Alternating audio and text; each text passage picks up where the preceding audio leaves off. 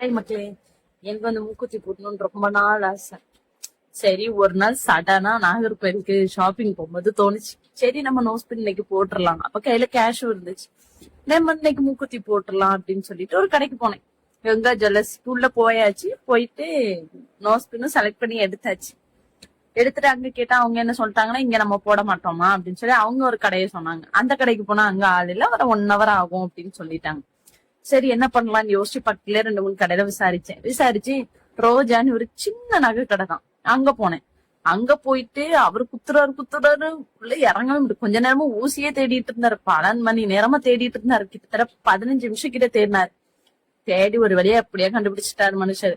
அப்பவே அவர் மேல ஒரு டவுட், இவரு ஒழுங்கா குத்துவாரவும் மாட்டாரு. சரி, ஒரு நம்பிக்கை தானே எல்லாமேன்னு சொல்லிட்டு மூக்கையும் குத்துறதுக்கு கொண்டு கொடுத்தாச்சு.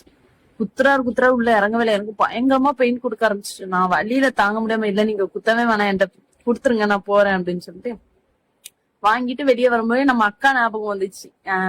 நம்ம நாகர்கோயில்ல அம்மூஸ் பியூட்டி பார்லர் நம்ம அக்கா வச்சிருக்காங்க.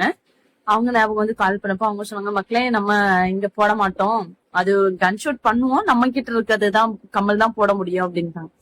அப்போ இல்லக்கா நான் கோல்டு வாங்கிட்டேன் அப்படின்னா, அப்ப அவங்க ஒரு கடை ரெஃபர் பண்ணாங்க. இல்ல ஒரு சந்தோஷமான விஷயம் என்னன்னா, அந்த நகை கடை என் பேர்ல இருந்துச்சு. சிந்து நகை தொழிலகம். அது வந்து நகை செய்யற கடை. ஒரு வழியா போன்லயே பேசி கடையை கண்டுபிடிச்சு போய் அண்ணன் ஒரே இதுல போட்டுட்டாங்க. ஃபைனலா என்ன தோணுச்சுன்னா, ஒரு மூக்குத்தி போட்டோம்னு ஆசைப்பட்டு குத்தமாடான்னு தோணுச்சு. ஃபைனலா நல்லா இருந்துச்சு. ஏன்னா ரொம்ப பெயினா இருந்துச்சு.